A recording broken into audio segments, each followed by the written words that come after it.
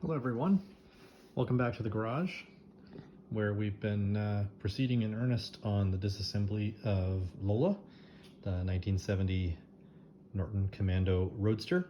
Thought I'd share just a few things with you. The frame is now completely dismantled. The frame itself isn't dismantled, but all of the component parts are off.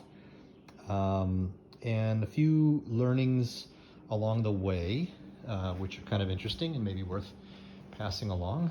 One, the center stand, I'll show you here and zoom in a little bit, pretty clearly flopping around on the bike for some period of time. You can see there where it has contacted the pavement at speed. I can only imagine that that would have been kind of exciting to have it sort of pogoing along on the center stand.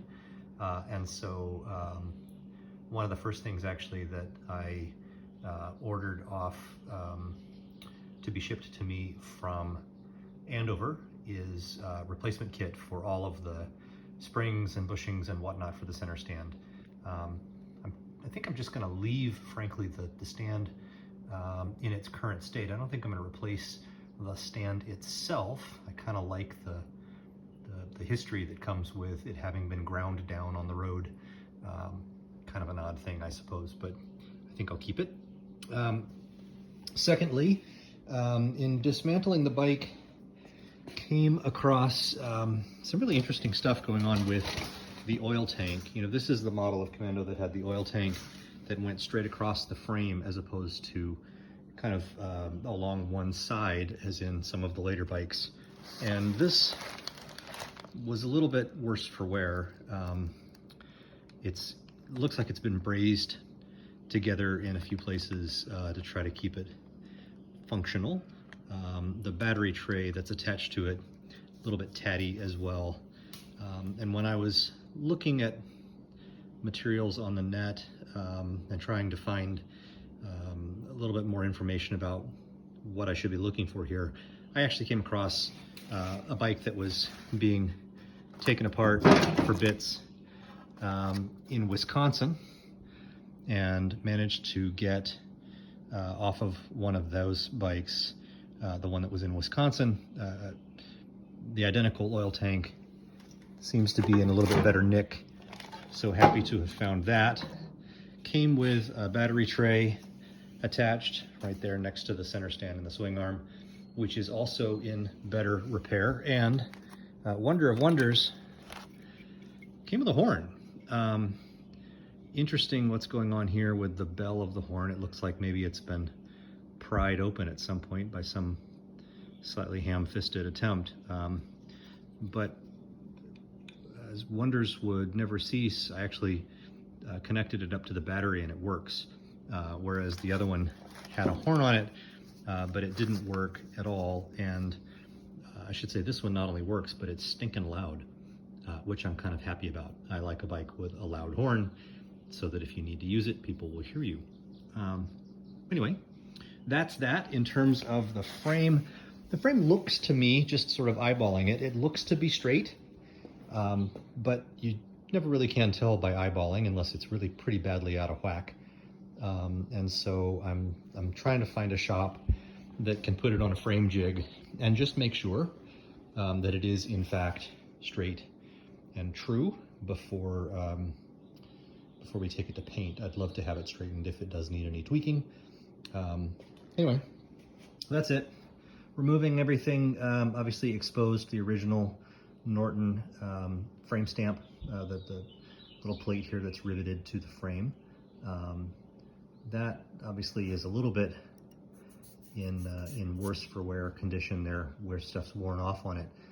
But it does have a stamping which matches the stamping on the engine in terms of the frame number. Frame and engine match.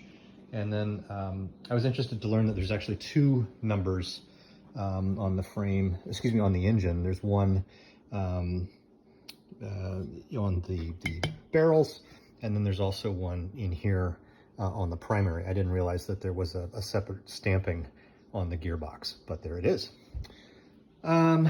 Other things that I've learned so far, one is that the engine itself when I went to take everything off, it's upside down. Let's see if I can turn this around for you. When I went to take everything off, you can see it's still running standard pistons. So this has not been bored out. This is in relatively good nick, it would seem. I don't know that it's done that much in the way of mileage. The clocks that were on it, it's in kilometers as opposed to miles, and they were disconnected when I received it. It does show a few thousand kilometers on it, but I can't say for sure how far the engine has gone. In any event, I'm pretty pleased to still be running standard pistons on it. If we need to bore it out, we can do that. We've got lots of space. Other things, I've got ordered a puller for the sprocket here on the crankshaft end. Need to get that in order to get the primary off all of the way. And what else? The exhaust came off just fine on one side, as you can see here. On the other side, we actually had to cut it off. These things are notorious for coming loose, but this one has actually resisted penetrating oil, and it has resisted heat, and it has resisted a fair amount of pressure and force and whatnot.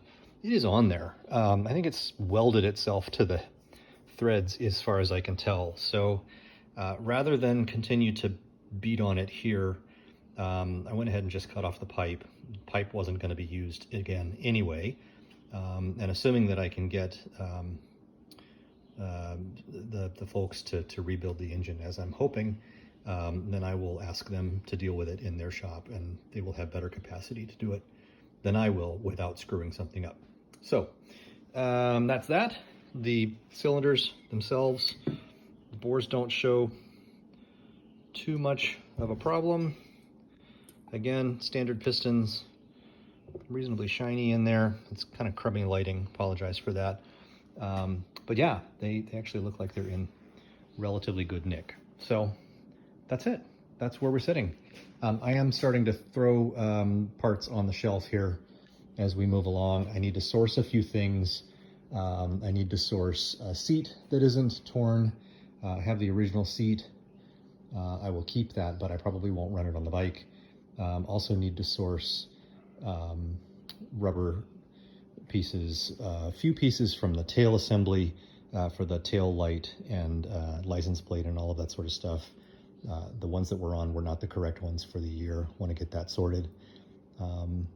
That's about it. That's about it. The tank and the side panels, I think I mentioned that before. That's the original paint. I'm going to look for a steel tank and put that on instead so that it can run gas that has ethanol in it without worrying that it's going to destroy the tank. The side panels, we'll see. Not quite sure yet. One interesting thing in connection with the bike, the halo ring, I can pull it out here.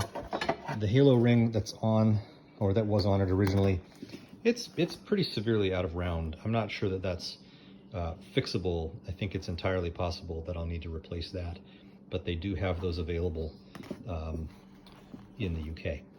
So that's where things sit. Moving along well. Pretty pleased with the disassembly and what I've found so far. And thanks for taking an interest, and I'll come back soon with an update. Thanks.